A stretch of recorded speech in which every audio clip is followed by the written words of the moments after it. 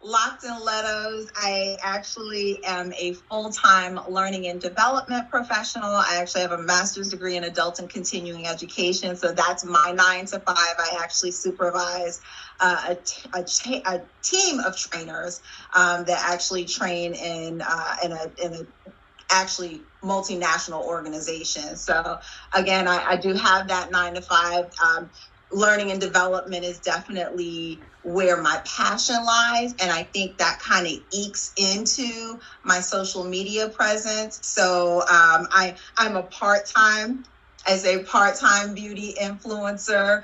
I focus on locks and clearly stilettos, right? So I'm all about if people that know me day to day know that I rarely am seen in flats, right? Like I am always in stilettos, right? So that is definitely my brand.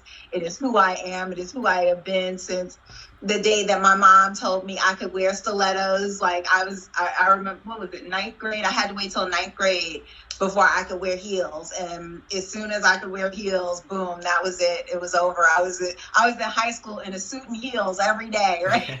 Like, who does that? Me. But again, focuses on my locks. I throw in a dose of beauty here and there. I make up every now and again. I am such a novice when it comes to makeup. I'm like, I throw it on. If it looks good, it looks good. If not, I have makeup wipes and I start over. I have no problem with that.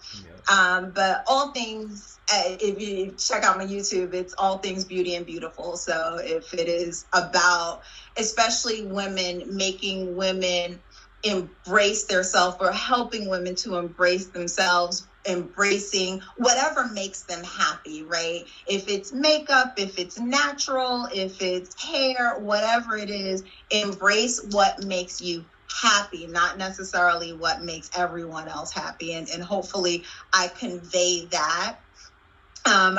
I say part-time influencer just because, again, my goal is not necessarily to influence. It's just to share my journey and hopefully inspire other people as they go along their journey. If they are experiencing, insecurities, being able to see someone go through something similar. I on Instagram, you see, I'm struggling with exercising, right? And I'm like, okay, you know what? Never miss a Monday until you miss a Monday. And then now, okay, we're going to not miss a Tuesday.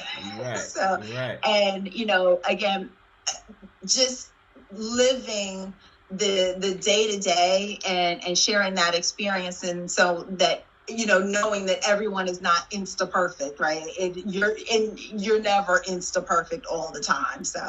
So again, I don't have a distinct recollection of that first gray hair. It wasn't that traumatizing moment where I was like, oh my gosh, I'm gray. Going back through my pictures, however, again, around my early 30s, so late 20s, early 30s is when there was definitely some gray that started to crop up. And I remember, it rolled kind of with the punches, right? Like, whatever. I just kept coloring because not in an effort to cover, but that was just always what I had done. My hair was always colored, so I just continued to color it.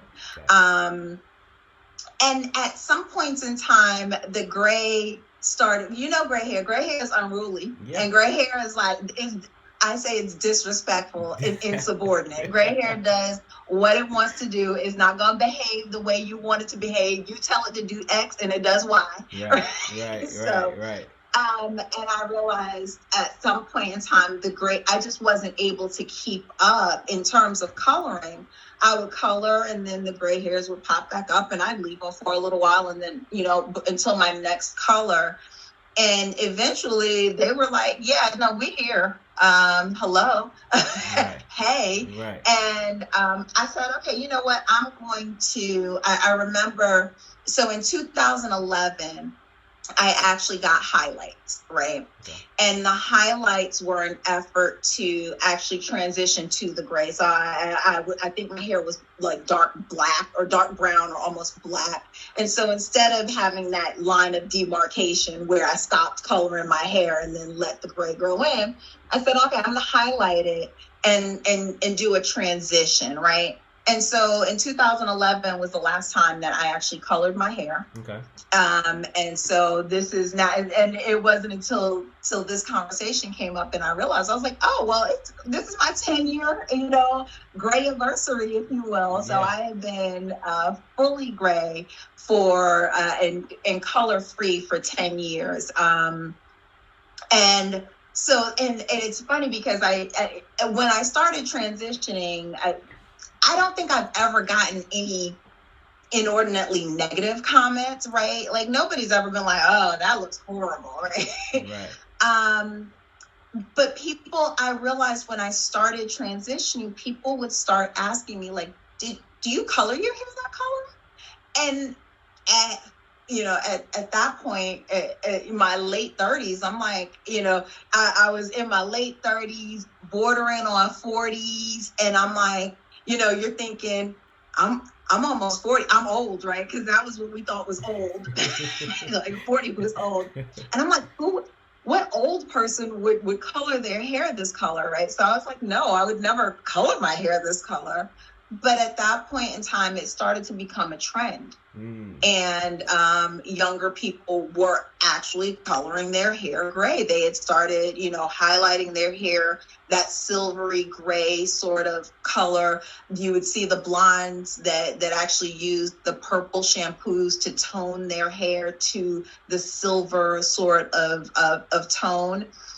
And so I started realizing that I was on trend, right? completely, not unintentionally, completely on trend. And so I think it's just by happenstance and timing that I happened to come into my gray and decide to embrace my gray at the same time that there was a trend that gray hair was a thing. So that was the question that I got was, do you color your hair that color? And I'm like, no. Why would one do that? I actually started transitioning to natural. The color was basically it was taking a toll on the health of my hair. And I don't know if it was just over the course of time and age and so on. And the colors got progressively I started off with like rinses and it eventually went to permanent color. I transitioned at that point as well, transitioned from having relaxed hair. So I had relaxed hair for the entirety of my life up until that point in time. Right. And I transitioned to natural hair. So I grew out my relaxer and it was just a transition in the way I was caring for my hair. So it was just a part of that transition to a more natural state of affairs for my hair, basically. So transitioning to natural just in general, right? So I just to give you a little bit of background, again, I have been in corporate America for the entirety of my career, right? So from the time that I finished school and started working, I was always in that rat race, if you will, in corporate America, and very much lived by a standard of beauty that was not prescribed by my own, right? So the standard of beauty was, of course, the straightened hair. Natural hair was never a thing. You couldn't have locks at that point in time. When I started my career many moons ago, right? Locks were not a thing. You could never sit in a boardroom or a classroom, for that matter, train executives and have dreadlocks, because that stereotypical dreadfulness of them. And so I bought into, absolutely. And I felt like, again, at this point in time, I feel like, you know what, I had to wear the hats, right? To advance my career. At the point in time that I decided to transition to natural, again, the products were just taking a toll on the health of my hair. It wasn't growing as well as it, had been. There was ends that were split or fried or frizzy or whatever the case may be. And so again, the idea was really to transition away from the chemicals to see how my natural hair would fare, right? I had no idea, how my natural hair would fare. I was like, all right, let me see what this is going to do. And so I actually made the transition, but still, I was still flat ironing, right? I still, wash my hair, blow it dry, flat iron. So I still had that standard of beauty, right? I was still trying to play into that standard of beauty. And again, the gray hair was never, the hair color itself was a, the natural hair color was a side effect, right? Or a side benefit of the transition. And of course, that was never, now that from a corporate standpoint, that was never an issue because the gray hair to my boss meant wisdom, right? So he can play it for experience. You know what? That gray hair is experience. She's bringing it to the table. She might not look the part by her face, but you can tell by the hair that she's been around the block a few times. So the hair color itself from a corporate standpoint was never an issue. And so again, I made that transition. My hair health actually was phenomenal. My hair growth actually, it went back to where I was growing, as a teenager, right? So my hair was growing exponentially. The health of my hair, it was softer and I was able to, and again, with less product, right? Or less severe in terms of product. Natural hair, any of my natural hair sisters know, natural hair is not easy by any stretch of the imagination, right? Natural hair takes a whole lot of work. You have to learn your hair, especially from a natural perspective. You have to learn what products work for your hair type. Some people have the ability to put lots of moisture into their hair and it absorbs and works wonderfully. Some people, and it's funny, me and my two daughters are literally the entire spectrum of hair care, right? I've got one that has the most oily hair you ever want to see. And if she puts any product in her hair, it is just completely weighed down and heavy. And then I have my other daughter whose hair is dry as the desert. And so she is packing in product. And again, to maintain that level of moisture. And I'm kind of right there in the middle. Right? So again, different natural hair experiences require different products, different ways of dealing with different, again, the different order to the products, right? Some people you need to do the Loc method, and some people need to do the oak method or the oil thing. So it just depends on your hair and your hair type. So learning my hair and what worked well for my hair. And I came to realize, and even with my locks, that for me, less is more, right? I try to keep it very simple when it comes to my hair care. I actually was on a Zoom call on Sunday with somebody that happened to be a colorist, and she chatted me, and she's like, hey, what do you use a color to or a rinse or something to maintain your color? And I'm like, no, I don't. I'm blessed. I am truly blessed. I thank the Lord above that my hair just happens to grow out white, right? Like, or darn near white. Right. So what I do with it is try not to put anything else on top of it, right? It grows out the color it grows out. And I try to keep it as simple. So I use like a clarifying shampoo so as to reduce the amount of buildup. I use very light oils. So I typically moisturize with rose water and aloe water. And then I'll use a very light oil. I try to stay away from like olive oils only because, again, the greenish tint to it will tend to dull the gray.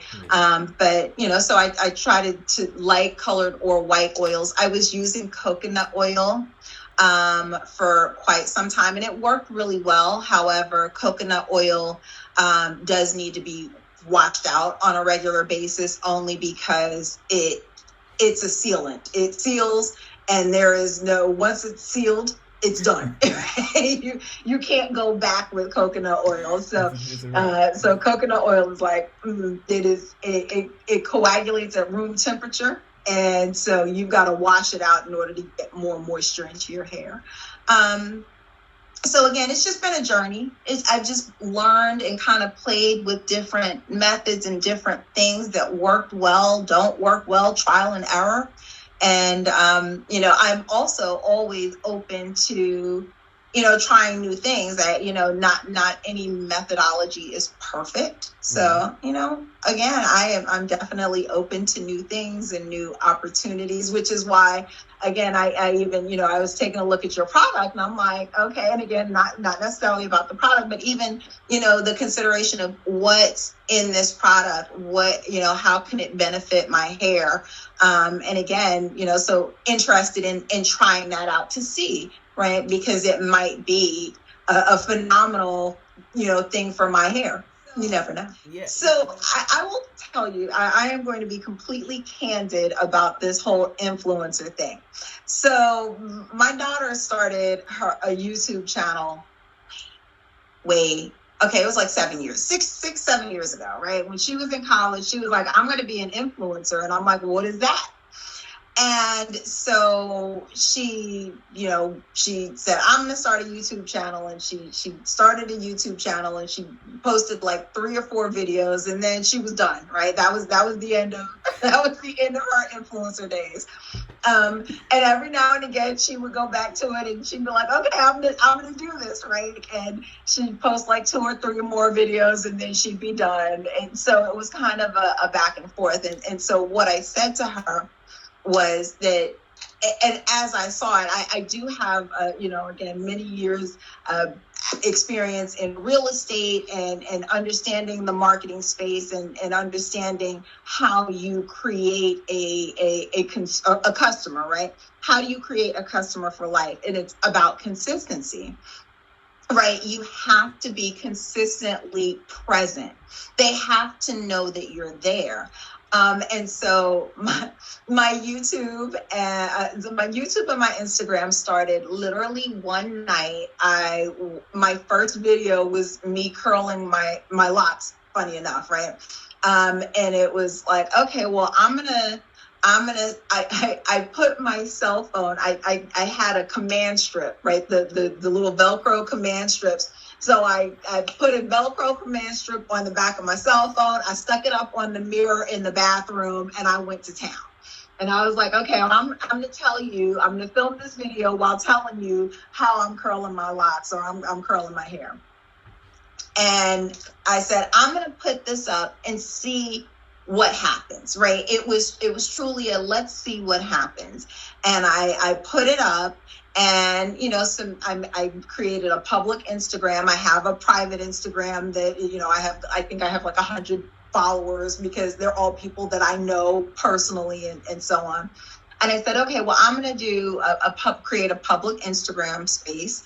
And I'm going to put this video up and we'll see what happens. And people responded. And it wasn't an overwhelming response. I want to say, I think my interactions on my first video, I think I got like maybe like 40 likes, right, across the space. And I was like, oh, okay, well, 40 people like this. So I'm going to post a picture or two, and I'll post a picture today, and then maybe a couple of days later, I'll post another picture. And for me, it was an experiment to show my daughter what consistency would do, right? So it is about consistency, but it's also about having a niche. And I happen to have a niche in that I have gray hair, and my hair happens to be locked. So I've got gray locks, and that's my thing. And for her, again, I'm like, you need to find whatever that thing is and do it well. It doesn't matter. Somebody said to me once, or I see often, it doesn't matter if the market is saturated, right? If there's already 200,000 people doing that, it's fine. You do it, and you do it consistently.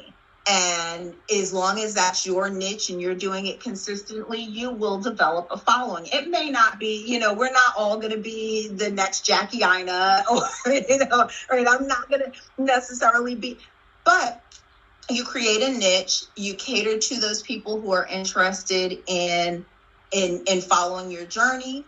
You create content that you like, that you enjoy, and surrounding the things, again, Locs and stilettos. I love shoes, right? I love shoes. I love my hair. So you know what? That's what I talk about. And those people that are interested in those things will follow. And if you're not interested, people keep on scrolling, because they will find something that they are interested in. So that's how it actually came about.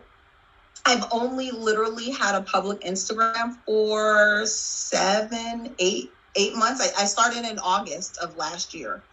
So August of 2020, during a pandemic, I was sitting at home, not doing anything. And I was like, you know what? How about I'm going to create an Instagram. Again, it's just something to do while I was quarantined. And so that's really how it came about. And I thoroughly enjoyed it. I enjoy the people that I interact with on a day-to-day basis. I've had opportunities to work with people that I've admired on Instagram for years, and I'm like, oh, look, I'm now working with you, and I'm using your products and have an opportunity to be a brand ambassador for something that I truly believe in. And so, that's exciting for me. But yeah, it truly is. It's a labor of love. It's a labor of fun. It's important to have fun with it. I've got a 9-to-5.